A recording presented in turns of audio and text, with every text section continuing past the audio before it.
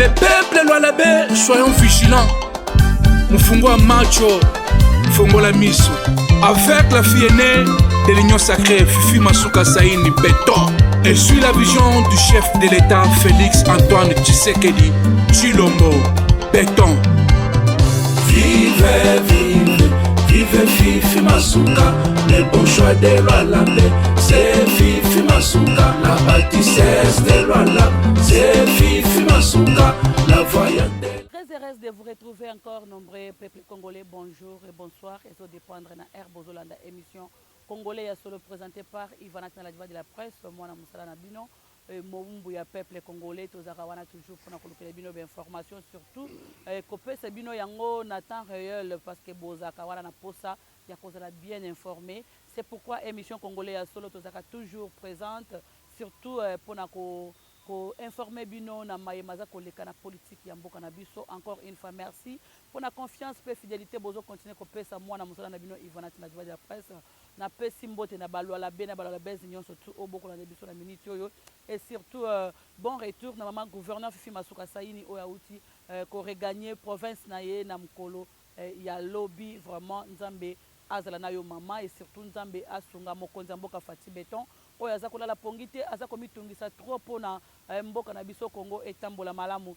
En tout cas na ba congolais nyonso tout esengo eza mingi ya ko se présenter lisusu liboso na bino nde na utukoloba et puis nazaka kanga moko te tozali na invité na bino comme Mesano mwana mboka Arnold Njoli. En tout cas avec lui tokomeka un peu kosolola na mayema koleka na mboka mayema koleka na province na makambo nini oyo eza kosimba na oyo eza kosimba te na province ya Lualaba lokola membre ya parti FIDEC ya gouverneur Fifi Masuka Saini et puis azali pe bongo mosali na nzambe tokosola ba casquette nyonso wana tout azali pe moya politique. C'est pourquoi à se présenter à toute fois à chaque fois pour na ko meka kosola na bino ba congolais boko télévision partout dans le monde.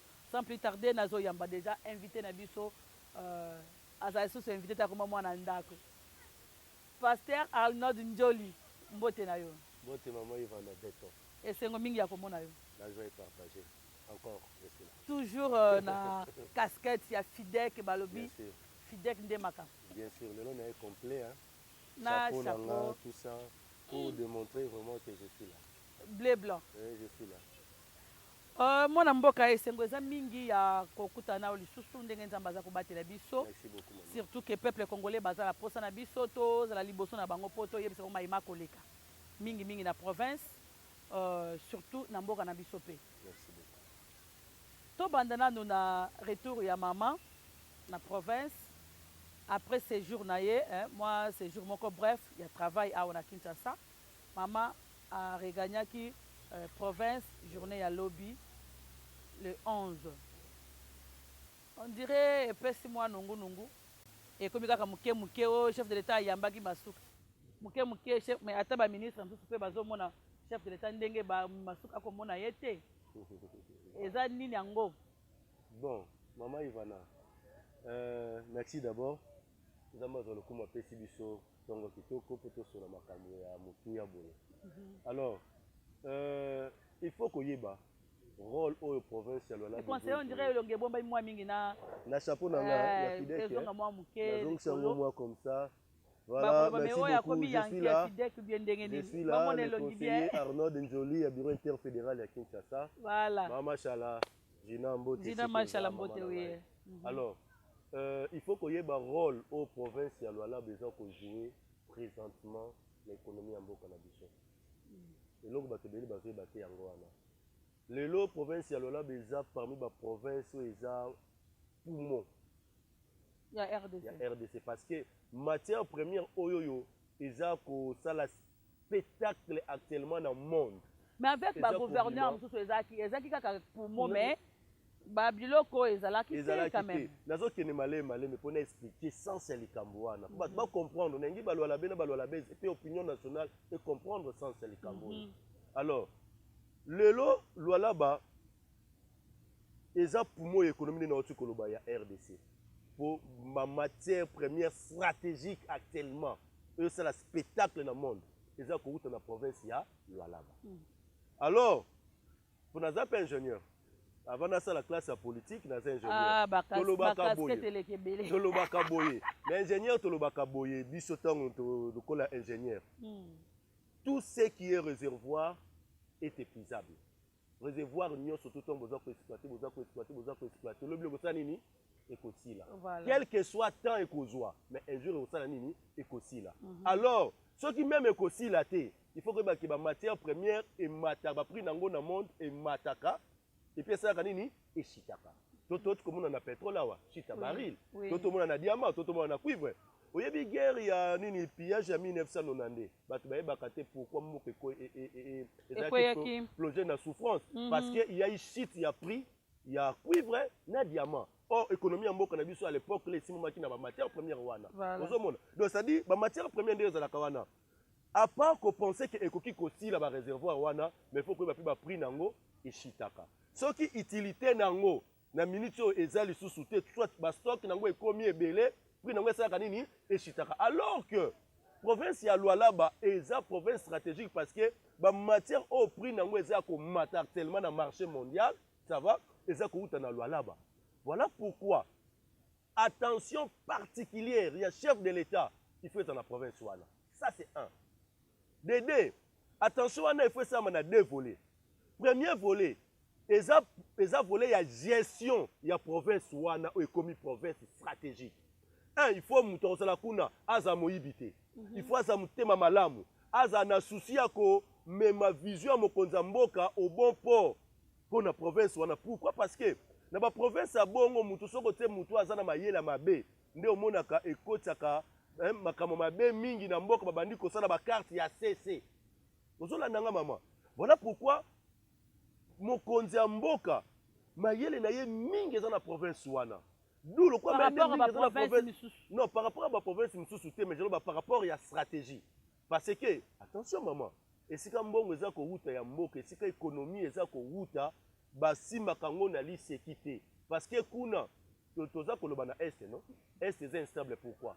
Pour la matière première. Voilà, merci conseiller nazo zongela yo mais pour na ko éclaircir na no bandeko ba ko landa biso to landa na vidéo. Maman gouverneur Fifi Masuka Saini que je salue, maman courage et puis félicitations na musala oza ko sala pour na mboka na biso, pour la province la baté mais pour na mboka na biso. Merci vraiment tout le monde, tozonga na image là, na tozonga na régie avec Beka. C'est dans la matinée de ce lundi 11 juillet 2022 que l'appareil transportant la gouverneure intérimaire du Lualaba s'est posé sur la piste de l'aéroport national de Kolwezi. Après une mission de quelques jours à Kinshasa, Marie-Thérèse Masuka Saini a regagné sa juridiction. Quelques membres de son équipe gouvernementale, ceux de son cabinet et du conseil provincial de sécurité ont bravé le froid observé actuellement dans la ville pour l'accueillir.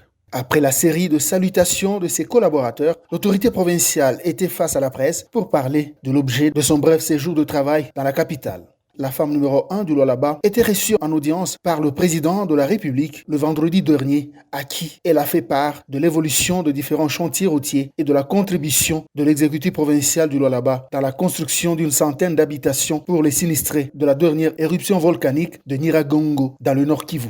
Il nous a même promis de pouvoir aussi intervenir par rapport à la construction d'une école et d'un centre de santé. Aujourd'hui, nous pouvons dire merci au chef de l'État qui continue à nous faire confiance, à faire confiance au gouvernement du Lualaba et qui nous a aussi promis qu'il sera ici et il va expérimenter la route Kolwezi-Dilolo, Kolwezi-Sandoa et Sandoa-Kapanga. Il nous a encore encouragé de pouvoir faire la route de Kolwezi-Solwezi sur laquelle il compte énormément compte tenu de tout ce que nous avons comme production dans notre province. Félix Tshisekedi Tshilombo a encouragé le gouvernement Masuka à poursuivre davantage avec le rythme de construction de 5 territoires du Lualaba. Il nous a encouragés par rapport à tous les travaux que nous sommes en train de faire dans notre province. C'est sous sa direction que nous sommes en train de le faire. Nous sommes parmi les provinces qui sont en train de suivre ces instructions. Il était très satisfait, il nous a encouragés. Sans tarder, elle s'est rendue à son cabinet pour poursuivre avec l'immense mission lui assignée par l'autorité suprême du pays pour le bonheur du peuple lualabais. Merci peuple congolais, merci Balolabé, merci na bayebo kolanda biso na banzi bato nyonso bayoki mission nini mama gouverneur ayelaki epa mokonzi ya mboka et surtout eloko ekamusinga eza ke chef de l'état a encouragé gouverneur ndenge toyoki na monoko na ye koloba ke chef de l'état alobi bo avancer na misala ya botongi province yango moi na oti koloba makanisa mokonzi ya mboka eza na deux volets vola liboso eza stratégique gestion ya province oyebi même na ba société mama pour confusion ezalaki na kati yo te confusion ezalaki na bato koloba ke ba gouverneur ba dépendaka kaka na ministre intérieur mais pourquoi na ngambu ya Lualaba ezokende direct entre mokonzi ya mboka na gouverneur nde esika ba congolais bazaki komituna mama Ivana na répondre yango mbala moko pour confusion ezala te na droit administratif congolais l'autorité hiérarchique ya structure ou soit bon structure et cause de l'institution est représentée par Moutou hein? L'autorité hiérarchique est la autorité oyo a nommé Moutou wana osomona alors Moutou bakoki ko nommé ye mais batie na disposition ya Moutou mususu voilà pourquoi ministre intérieur a la capacité de révoquer gouverneur ni ko destituer parce que yete mtanoma gouverneur seulement assemblée provinciale ya Lualaba parce que baruta kikuna ou soit le président de la République parce que yé mutu asala ka investissement investir na bango na ordonnance présidentielle yango moni même temps to sala ka mission moko boyena loba ke gouverneur ba commettre fin na ba fonction na kaka par des moyens soit assemblée provinciale ya Lualaba soit chef d'état parce que eza ba autorité oyo esali gouverneur azala ministre intérieur aza autorité de tutelle donc c'est à dire tango azui fonction président lobi au lieu ayaka tout moment epa na ngai bon makambo mosusu yoki kokendaka yo osalaka ya yango autorité de tutelle mais aza na pouvoir hiérarchique te moto ana pouvoir hiérarchique si gouverneur eza soit assemblée provinciale soit président de la république donc confusion wana Lualaba na minute oyo ekomi lokola province oyo kosunga ba province yango na lobby stratégique voilà pourquoi moni si eloko oyo uti osalema na Goma voilà normalement avant inauguration na kolaki mama gouverneur voilà et comme une province moko stratégique oyo ki ko mema apport ebelé même dans la province voilà pourquoi mokonzi ya mboka aza plus penché na province ya Lualaba donc toto ba province ya Lualaba il faut nécessairement azala plus penché na moto azo diriger yango po ameka kopesa ye mayele diriger yango liboso mokonzi ya mboka aza ko se retrouver tolo bango naloba na peso exemple moko eza clair kene na ba société mingi omonaka batiaka na ba caisse na ba trésorerie batiaka banani basi oui pourquoi parce que gestion ya mwasi ezalaka rationnel mwasi azalaka na pasi po asala mbongo ya société mabe soit ayiba mwasi yango mona ba banka milieu des akaka na caisse ka maman mingi batiaka mama c'est pour cela bomiye ba ke bozami yibi na bona nga ba polémique o baké bomiye ba ke mibali bozaka miyibi lelo na lobala nga ba moni gérance ya mwasi lelo polémique te lelo na nazana nga na science tenga na rezo na polémique merci beaucoup alors ozomona vous voilà pourquoi moni mokonzi ya mboka ntango azomona ke c'est une femme pas seulement n'importe quelle femme mais une femme de cœur une femme qui peut penser na bato mosusu yango mona bi ezalaka nature ya mama te mais eza mpe nature ya Fidek yango moni étant autorité morale ya Fidek amemi mpe Fidek na dimension wana kobaki no Fidek il faut azala na souci ya kosesusiaka mpona bolamu ya bato mosusu mama eza qualité na bandeli yango na Fidek c'est notre qualité c'est parmi ba idéologie na biso ya merci conseiller Arnold et pour na citer même pas seulement que mokonzi ya mboka aza kolinga gouverneur a traduire vision na ye na province ya Lualaba pour na stratégie ya province mais aussi bien mokonzi ya mboka yebi ke ba matière première eshitaka esilaka pe alors tango eza na ampleur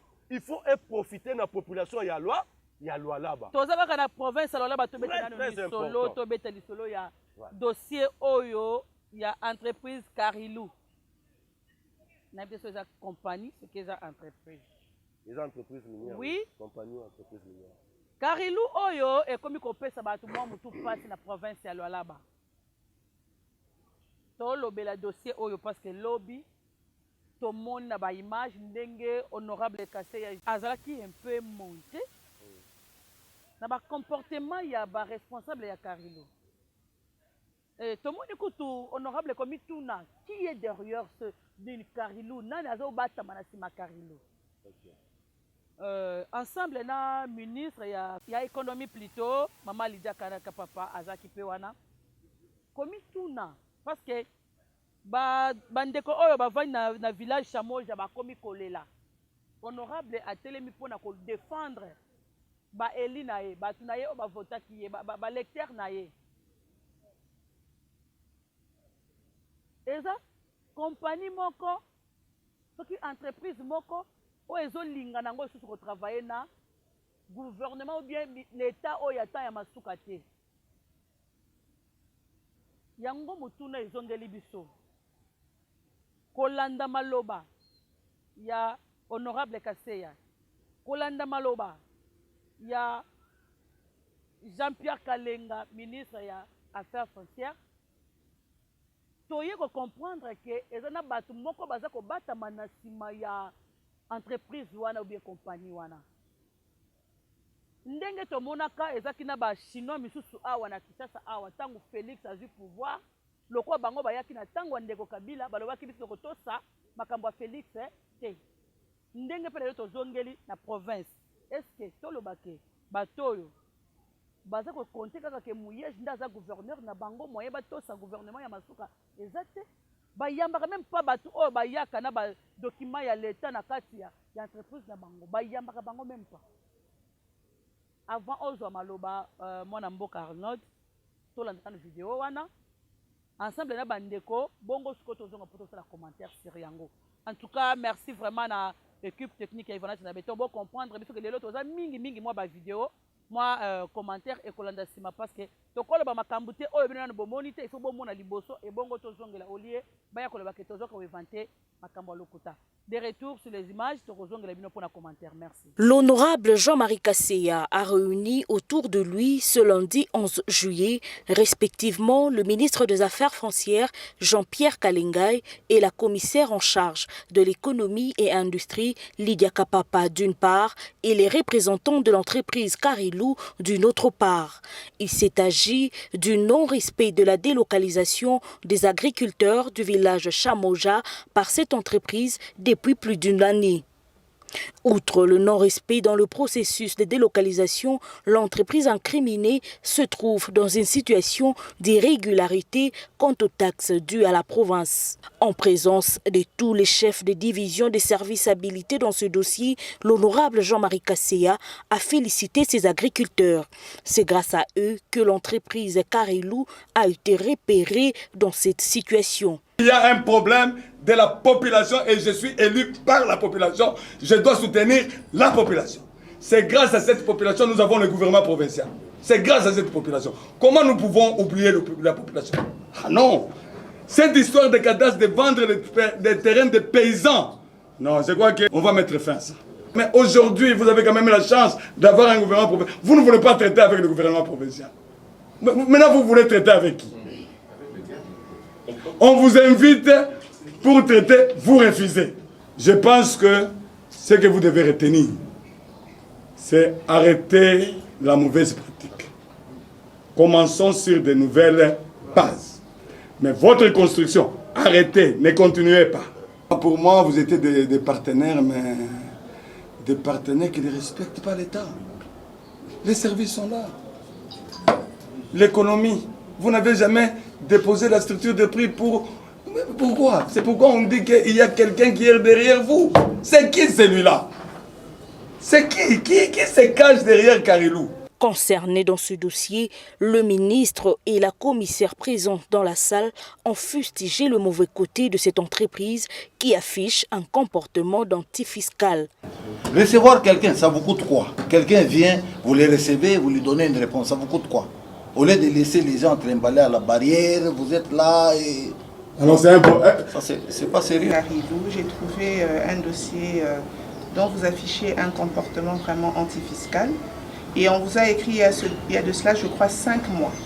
Donc ça fait 5 mois que vous ne nous avez pas présenté vos données de statistiques.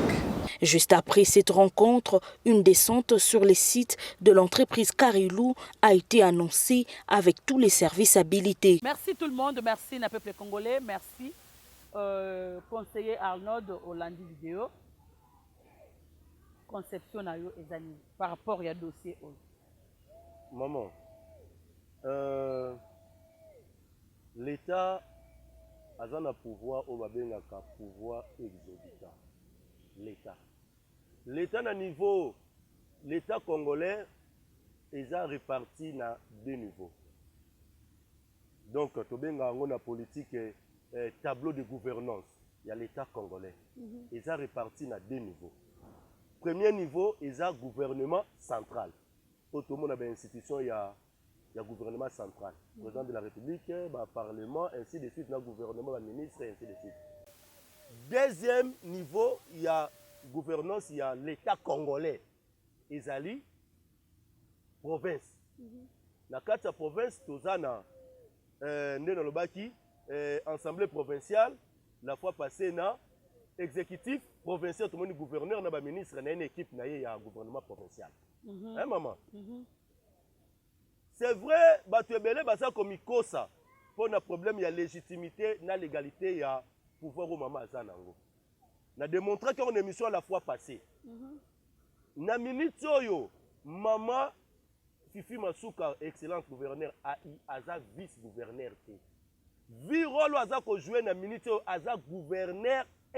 Attention qui balobi kaza vice-gouverneur et qu'on empêcher compagnie moko boye pour pas foutre na bango ya l'État. Non, c'est-à-dire pour pas yamba agent à l'État. Naza ko ya pour expliquer les comment c'est très important wana bazo sala erreur mingi. Sala mingi caméra papa. Alors aza gouverneur intérimaire o aza ko jouir na ba compétence mingi ya gouverneur et surtout que déjà il y avait nécessité gouvernement central et là qui va compétence na yé nous on fait autorisation au nom gouvernement central à ça la gouvernement na yé. Voilà. Alors société ou soit entreprise minière avant EIA ils ont soumis na autorité d'abord le gouvernement central puis na gouvernement na niveau ya province. Musala na bango bakosala yango ezali na makanisi na bango te mais ezali selon ba test légaux au bakuti ya RDC ba test au bakuti na RDC to na code minier toza na ba loi sur nomenclature ya 2018 besoin que ba taxe ya province na ba taxe ya gouvernement central même ba taxe ya ba entité décentralisée ozomona donc c'est à dire ba ye kokuta ba règlement ba ordre au l'État a établir. Ceux qui bango ba moni que non, ba ko respecter yango te, je rentre là où j'ai dit, ils se trompent parce que l'État a la pouvoir, au ba bengi pouvoir exorbitant. Tangu yo muto ozui marché, na maboko ya l'État, oza ko respecter ba engagement na yo te, l'État a ko agir na pouvoir na wana pona kotia ba mesure ya restriction ba benga kango. Voilà. Alors ba mesure wana e ko contraindre yo o se soumettre parce que muto akoki kozala likolo ya l'État te. Alors coup de chapeau na bakambi ya province ya Lualaba honorable Kaseya pona surtout na l'homme de rigueur papa Kalenga excellence Kalenga pona rigueur wana parce que maman attention tangu entreprise minière eza kosala musala il faut kotala ngo na trois volets. Volet liboso eza volet environnement. Président Tshisekedi tango a visité qui ba chanteur ba chinois. Fati, alobela ki bango. Vous venez ici, vous prenez de l'argent, vous allez rentrer chez vous. Mais ces Congolais vont rester ici dans leur pays. Bakotika na ba pauvre ba na pauvre ba na mboka mususu te. Lobi na lobi soki bino bokei intérêt na bango ekozala ni. Ça c'est maintenant c'est plus le plan social. Voilà. Tant l'entreprise est à musala, sur le plan environnement, sur le plan social, sur le plan économie à province à Lualaba, tout ce qui est réservoir est épuisable. Mais tant que vous avez aussi là, bana lola bakotika na nini, social na bango kozala ndenge nini. Ça c'est un. Dédé sur le plan environnement, tant que vous avez installation na bino, impact dans mon environnement, bolamu yakobika ya population et cause la mise en jeu to baza en sécurité. Je répète dans ça technicien, ingénieur, balobaka la sécurité d'abord. L'industrie surtout, l'ingénierie safety first. La sécurité d'abord. En anglais, dans le bango en anglais. Donc, activité mieux surtout en industrie minière. À Salaka. Et là, il y a des paramètres pour tenir compte d'abord de la sécurité et l'environnement. Même la sécurité, il y a industrie. Et troisièmement, impact sur l'économie. Il y a Mboka. Vous savez, maman, impact dans le province, il y a des taxes au l'État à permettre à joie pour le fonctionnement de la province. Province, il y a des taxes ensemble, il y a l'État. Province, il y a des taxes à l'État. Même l'entité décentralisée, ils ont des taxes parce que le mécanisme de décentralisation, on a vu que la province a s'organiser pour le développement de la province, soit il y a une entité na bino. Alors, développement de l'économie, ceux qui ont industrie, ils ont des taxes pour revenir dans la province.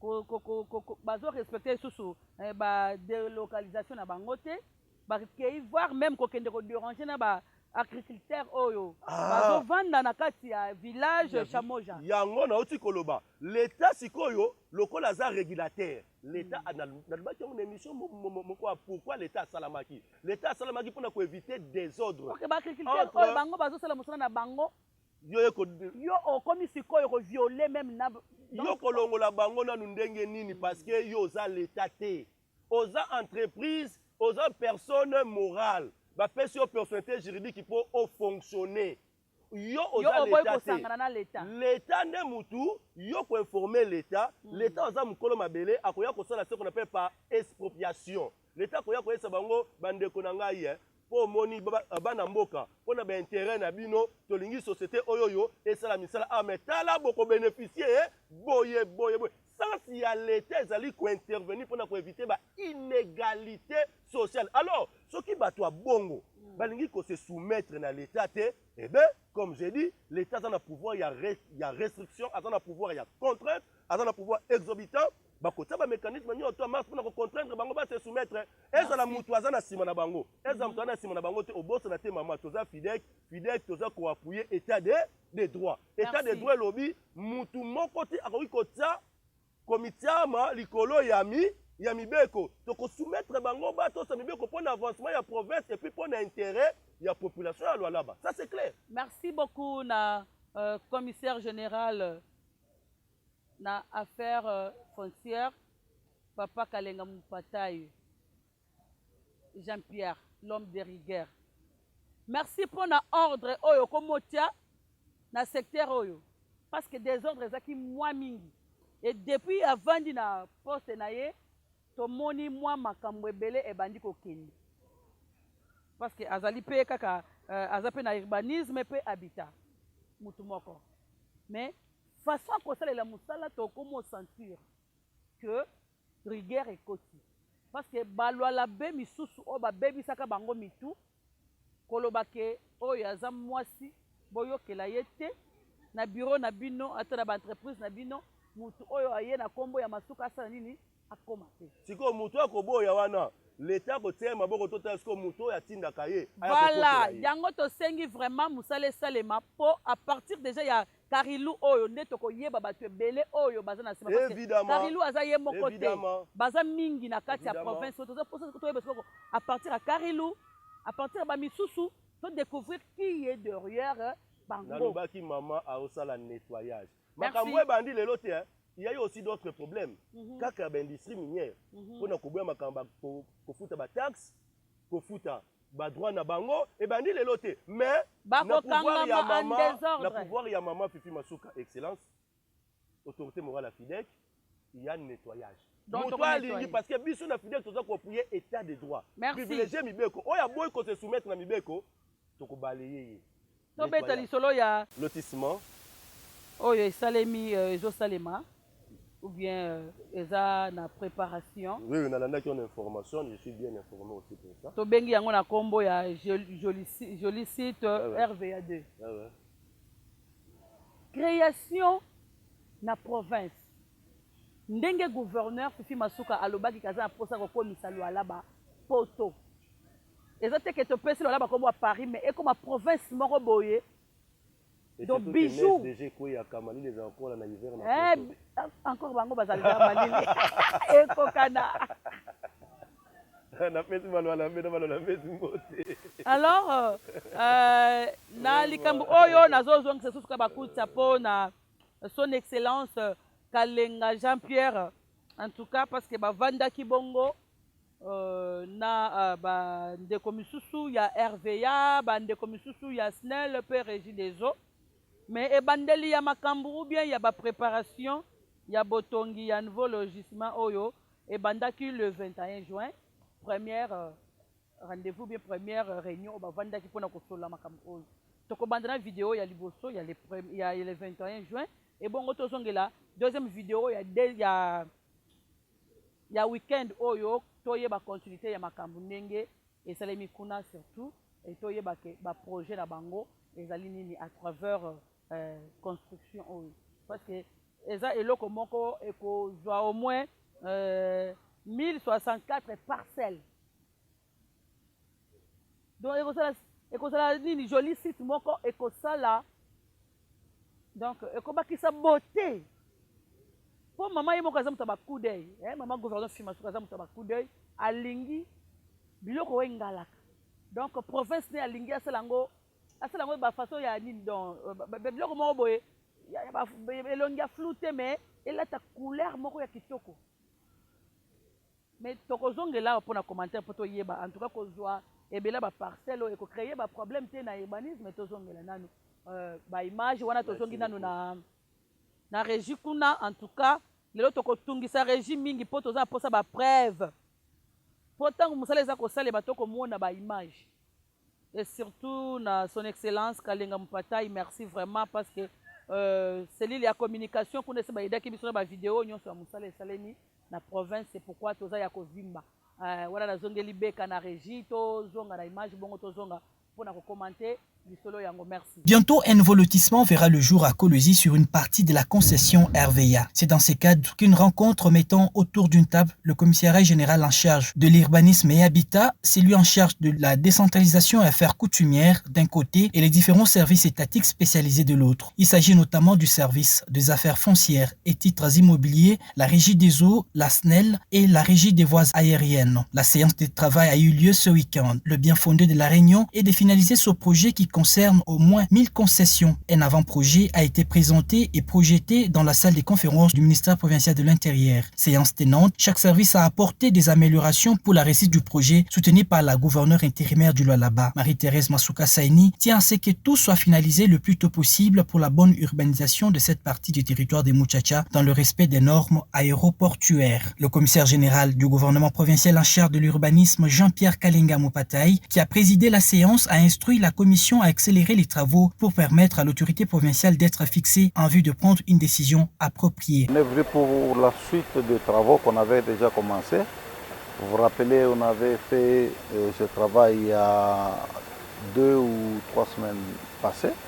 Et aujourd'hui, quand même, on a eu plusieurs experts. On a eu la participation de la RVA et d'autres services qui n'étaient pas la fois passée, comme la régie des eaux, la SNEL. Nous venons de les laisser avec mon collègue pour qu'ils approfondissent, qu'ils discutent maintenant entre techniciens afin de nous produire le produit final pour que nous puissions le présenter à l'autorité provinciale qui est en train d'attendre ça.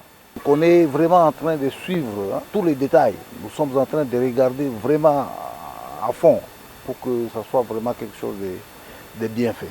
Le patron de l'urbanisme et habitat au Lualaba s'est dit confiant quant à l'aboutissement heureux de ce processus, tout en saluant le leadership de Marie-Thérèse Masuka Saini pour le développement de sa province en conformité avec la vision du chef de l'État Félix-Antoine Tshisekedi Tshilombo. Il s'est tenu ce mardi 21 juin 2022. Dans la grande salle du ministère provincial de l'Intérieur, une réunion tripartite entre les ministères des Affaires foncières, énergie et infrastructures.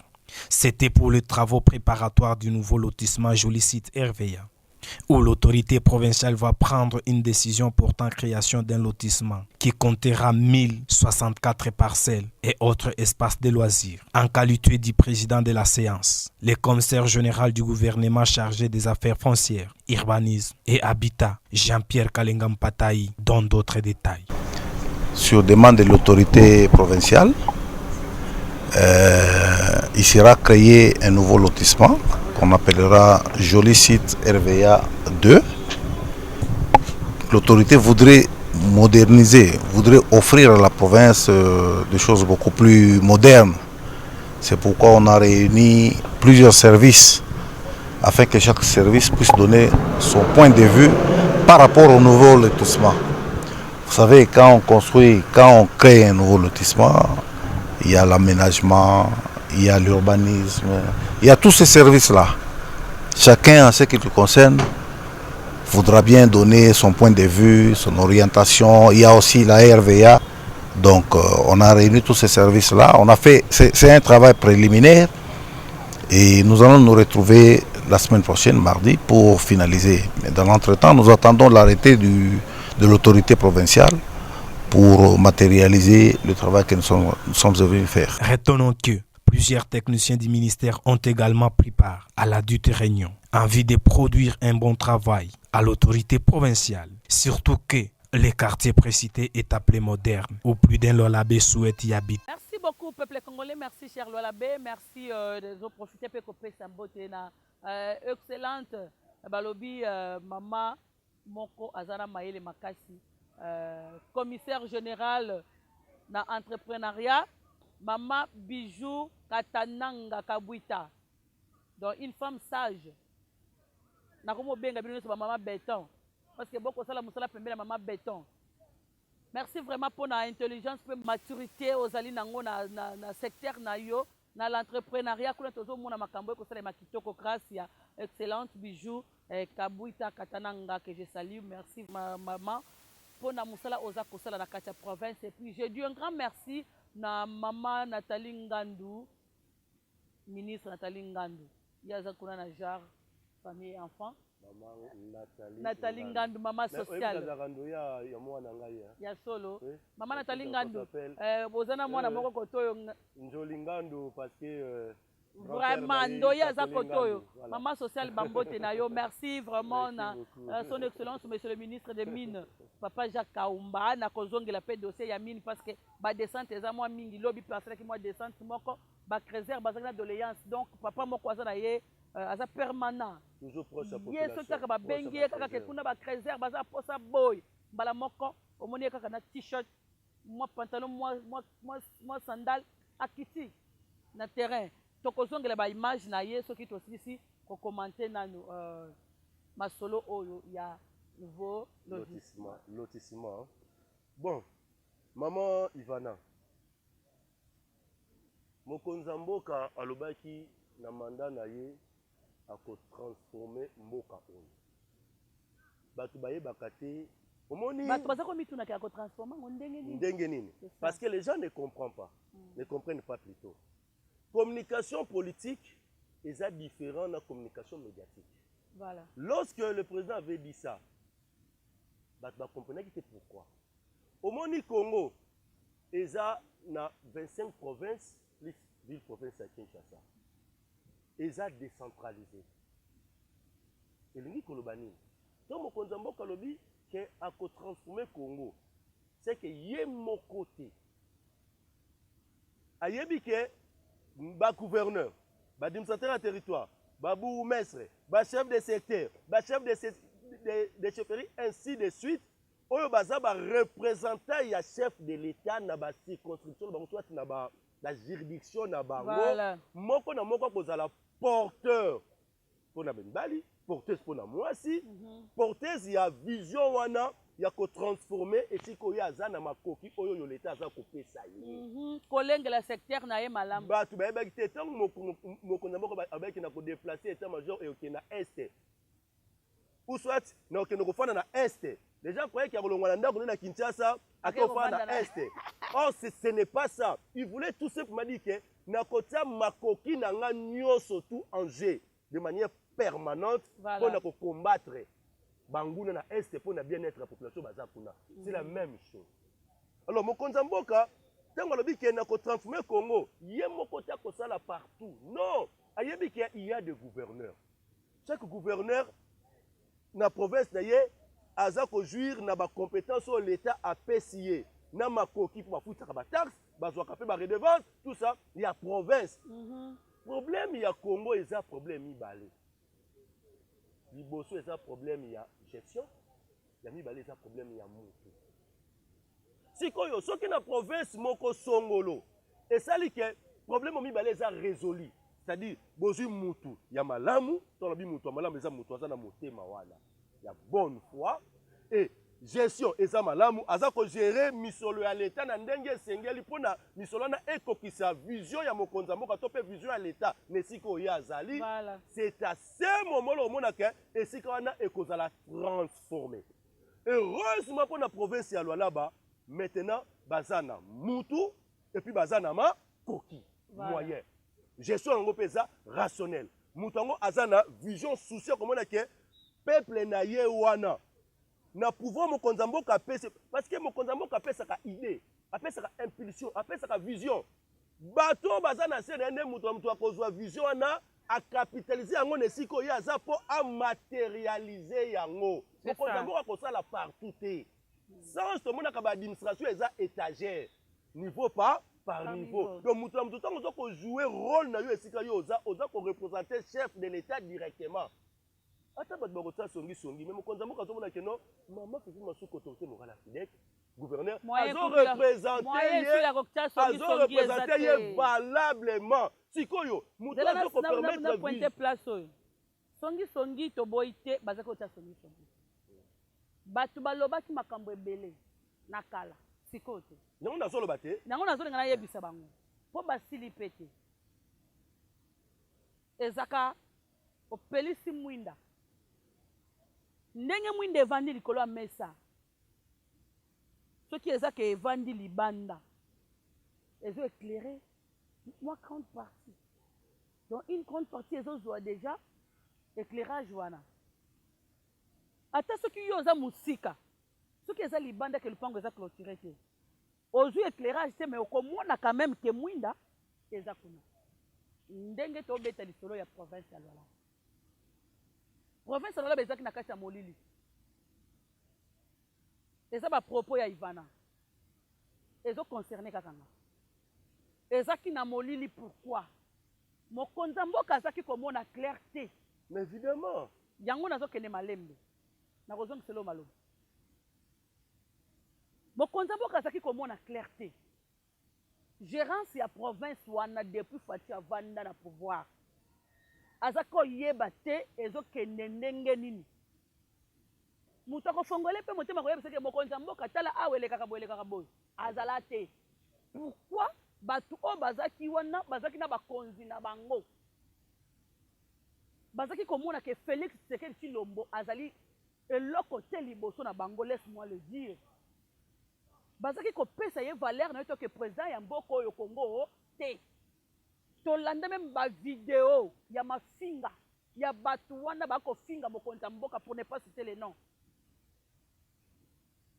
Bako loba bako critiquer pour ceux qui nazaki na posa ko zonga vidéo na mukolo lelo na biloba loba na yo kilobi falaki na zongi sa vidéo wana ya mafinga pour mokonzi mboka ayeba ke tobo sanité. Tobo sanité mafinga wana ya Tshilombo abimika kana ndaku ayebi politique te abimi mbala moko loko azaki mwana opposa akomi papa na yende ayebi politique pour papa azaki opposa to mona ye mais ye Tshilombo abimika kana ndaku mbala moko président bazaki même ko compter que un jour makambulelo mboko yo salema na sous mandat ya Faci eko salema. Alors vision ya Fifi Masuka esika vandaki esika boti na biso ba image ke tala azalaka na ngambu wana ya PPRD lelo akomi Faci. Oui, couleur politique eko changer, surtout ceux qui mutu na vision. Fifi Masuka vandaki place avandaki na lobaki fona beta sete na likambo parce que lobi na tanga ki message moko epesa kinga kanda avandaki esika avandaki wana ndenge bo informer biso po boyebi ke toza informé te. Laisse-moi vous dire que toza bien informé que vous parce que toza batu oto kangaka mususu misu 1 heure du temps seulement na butu mais tant nyo sanzo pesa ngo pona landa information naza mieux informé que vous. Fifi Masuka azalaki na place bozo yebisa biso mais atali vision ya mokonzi mboka tangu Faci beto abeleli union sacrée et salema. Fifi Masuka atali bacapacité baqualité oyo eza kati na ye alobi soki nakei place oyo po place masuka avandaki boyebaki borekonetaki bavaleur oyo aza nango te borekonetaki valeur oyo eza na kati ya masuka te oyo lelo biso tozomona mokili bombe ezomona bofinaki ye kofina bolingaki te amibimisi mais ntango amoni ke chef de l'état aza na bavision malamu abeleli bato baya Fifi Masuka aye na libanga na ye ya munene lelo bomoni goma yango wana etongami na misolo ya Lualaba o Lualaba moko etikala kotongama na misolo nango moko te na tangu na bino. En tout cas botika biso to se concentrer makambu mboka na biso kende malamu province ekende malamu bato bakosala misala botika bango basala misala botika ko distraire biso na ba tana bino ya buzoba ya biloba loba ya babiloko moko ya batu mitu esala malamu te. En tout cas na zone et surtout molili ya 100 jours et si la kana lumière atteint ya muke kaka ya bougie ya seconde elingi koloba nini par là. Président Tshisekedi Topi Union sacrée eza construit sur ba idéaux, sur ba valeur, sur une vision. Maman Fifi Masuka, autorité morale ya FIDEC, aza pe na ba idéaux na ye. Aza pe na vision na ye, on a démontré qu'il la fois passée ya FIDEC. Alors, na politique balbaka politique eza dynamique et variaka. Comment est variaka? C'est lorsque na moni ba idéaux na nga, idéologie na nga, vision na nga ezo bala nana oyo ya ye. Donc c'est que toki ko sanga to ça la synergie pour toi apporter concrétiser vision wana pour na intérêt ya population. Donc mutolo baté que na politique mutoko longwa na a ake na b ça dépend ya idéologie na vision o bat balingi ba mettre en accord pour na kobimisa idéal moko boye au profit ya population. Voilà pourquoi pe alongwe te na parti moko po ke na parti mususu. Fifi Masuka azala parti na ye FIDEC ndenge bomoni ndeko alati elembo ya FIDEC. Évidemment. Fifi Masuka akoti na kati ya union sacrée ndenge ba parti nyonso ba ye. Union sacrée. Alors justement pour dire ceci. Alors Mokonza Mboka Fifi Masuka akoti na UDPS te. Mokonza Mboka azana vision. Vision wana pour se concrétiser il faut bateau muto mpesi ko yaza à sa vision pour transmettre RDC. Voilà pourquoi la province à Lualaba ndengo oti kolobawa ezaki na molili lumière kaka ya molili ya makasi bino moko bandoko boye lumière wana Mokonza Mboka amoni malama bino province oki kozala boye te au contraire il faut et bongwana makanisi na basongi songi nyoso tu na mayo wo. Maintenant, si comme Mokonza Mboka, le col a une vision pour transmettre RDC et que transformation, il faut être amené dans la province. Parce que RDC est ensemble, il y a la province. À ce moment-là, à ce moment-là, Mokonza Mboka, il faut réfléchir. Non. Mouto ya zo sa misala ya boye. Alors, on est dans la province, na yé, à que nous sommes dans la province, nous sommes expliquer même cohésion nationale, on est dans la matière. Il faut qu'on paie ça y est ma boko. Et ça président de la République. Et le président de la République batbaza ko bosse loko moko mama Ivana. To ça la 4 institutions na mboka na biso. Président de la République. Tel qu'Azawana, Aza individu mais Aza représenté toute une institution. Voilà. Parmi les 4. Alors le la institution a connu ko émettre avis na ye ceux qui comme raison ko ça malamu sans pour état empiétiner ba compétence ya ministre ya intérieur. Voilà. Alors batubatika confusion wana. Seulement que non, il faut tobeta maboko soki bazosala lotissement wana. Comme j'ai dit, l'état a un pouvoir exorbitant. Pouvoir wana l'état c'est là ngotango amukelo moko faut c'est les intérêts général. Eux ko profiter na batu surtout l'état qui même koya koyebisa yo. Lupango na yo eza ya yo. Mais tozozong c'est la yo misolo pour l'état lingi azo esika oyo asala eloko kozala kaka ya yo moko te me ya batu ebele babenga ngo intérêt général yango moni même que non banzelo ezo sala mandeti ya lengesa na Kinshasa babuki mapanga batu ebele mais batu wana batiki bango bongo te l'état azongisaka joli site RVE 1064 yango moni même que batu wana sikoyo kozonga problème na yango moni même que non problème ya honorable azolandela ya Karilu wana bolingi bosala misala bisika mabele ya batu mais bozo bosala keno tongo juu esika mutu fosa nini ozongisela ye misolo atika la bongo te mais yo kosala ngo etanke nani okosala ngo ndeti koto na joli city RVA 2 bakozongisa misolo na ba 1000 soki bakolo place wana baza pouvoir coutumier chef du village l'état a collaboré na bango azongiseli bango et puis a exproprié place wana pona kosala misala ya intérêt général. Tout ça eza pona ko transformer province ya Lualaba au travers ba territoire comme le président de la République avait dit ça. Évidemment, comme le président que je vais transformer la RDC et que ça la mandé na ba province parce que ma province est sali ensemble la RDC. Donc gouverneur Aza Moutou Essengel a matérialisé l'engagement Jouana. C'est ça la politique. Merci conseiller Tokomi Kochité. Élection en 2023 confirmée par Séné Olandaki. Bien sûr. Fidek va se préparer. Tout s'est préparé. Bon, c'est préparé déjà. Non, déjà, Fidel Kaza, actuellement, avant 2023, on a 25 provinces. Tu as déjà plus de 15 provinces. Merci. Et tu as déjà prêt. Tu as détails, il y a préparation. Il y a préparation. Et puis, on a parlé sur la loi électorale parce que ça a maquillé le pétrole. Voilà. Gagame Lobby, tu as une minute de réponse. Gagame Lobby, a kolobake bolongolé na makambuana ya. Il y a une interview, yango na 24. Oui, Paul Kagame, président Rwanda. À lobby, bon longolé na makambo M23. Bon tu vas mélanger na makambo wana. Parce que ba parti pe ya ba rebelle basé belé kuna mendeni ni bo le kambo M23 bo zo sala makele ke lokwa signé ki yende aza mokonzi. Na sima ko signé, aye ko reconnaître eloko na sali bo ko ba ke yende aza mokonzi na bango. À lobby ke bon longolé na makambo wana. Une minute kaka ya réponse. Omoni ndena lobaki awa. Lokola déjà la responsabilité est comme établie, même communauté internationale a bendana. Il peut a bendana parce que ma bébé sali na Congo eza est belé. Mais le problème n'est pas bon. La population est se réveiller. Classe politique, il y a RDC, il la INI, opposition, majorité, et se réveiller pour l'intérêt général. Pour sauver Mboka Nabiso. Et puis, nous avons Amata. Akita, les responsabilités sont déjà établies. Mais biso population, to capitaliser loko pour mbaloyo, to mettre fin à la situation de la Est. Il y a kosenga nini rapport na concert oyo wenge BCBG babete na stade de Martyrs parce que misolalité bimaki abi après concert wana alinga yeba ke misolo oyo babimisaki e boti boni il y a façon linga mona clair dans le camp. Mais ils ont bapesi na réconciliation on est comme ils sont sur IGF tout na misolo. Hey maman, l'État a ça la capé investissement. L'État monaka l'État. Sur tel même temps au premier ministre a présenté un budget dans l'Assemblée nationale.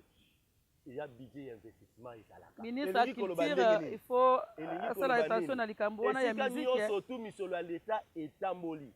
IGF ça la kanini alandaka. Pour na ba misolo wana eboti mbando nini impact ngweta ndenge nini ezalaki gérer ndenge nini mais ça les lié na ba compétence ya IGF que misoloalité ekotaki. Azana droit que ne koyeba et ça la ndenge et surtout que balobaki une grande partie ya mbongo ya concert wana ekosura batu na est. Voilà. Donc moi je pense que l'État vraiment ça maman na droit administratif congolais balobi boyo ezala yo za privé mais tant yo ondimi ça il kam moko kaka boyena l'État iba que l'État comme na pouvoir l'économie akolanda yo merci ko cela rappelle na bandeko keto vandela ki vraiment mingi retour ya gouverneur Masuka et puis na séjour na ye na Kinshasa ezaki na tina nini malgré batu boko interpréter makambo c'est pourquoi to yaki na moiton moko ya likolo pona ko talisa na baye oyo bakoloba de n'importe quoi pona ko bluka ko kitisa ba courage oyo batu oyo bateli mpo basala misala et puis ba félicitations na ministre Amine Kaumba Jacques lobi asalaki descente akendaki koyoka ba creuser nde boko mona ba image koleka na sima akendaki koyoka ba creuser parce que ezaki na mwa batu moko oyo bazolinga bakotisa mwa mbilinga na secteur ya mine surtout sikoyo ke ministre atie ba pion ba misu na ye na secteur na ye po lokwa ba garde fou soki bamonaka mwa moindre erreur boye singeleli excellence kita sur terrain yango tomoni ndenge bomona na ba image azaki sur terrain limbisanga na lobelo ko moko très important lelo na management public hein on a appelé manager na management public ya l'État bazoloba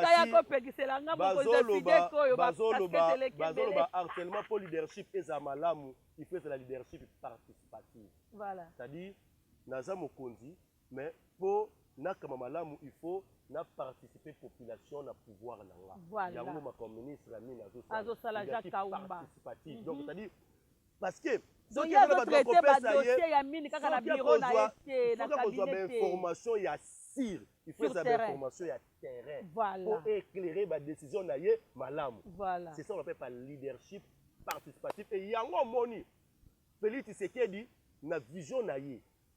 Aza na vision na leadership participatif. Il y a moko ba ceux qui ngana bino to yokani te na kota bino liboso ya population. Voilà. Faire participer la population na gestion ya mboka, c'est ça aussi la bonne gouvernance. Merci, c'est la fin de cette émission. Je dis un grand merci à l'honorable Roy Kaumba Philippe, l'homme de Muchacha.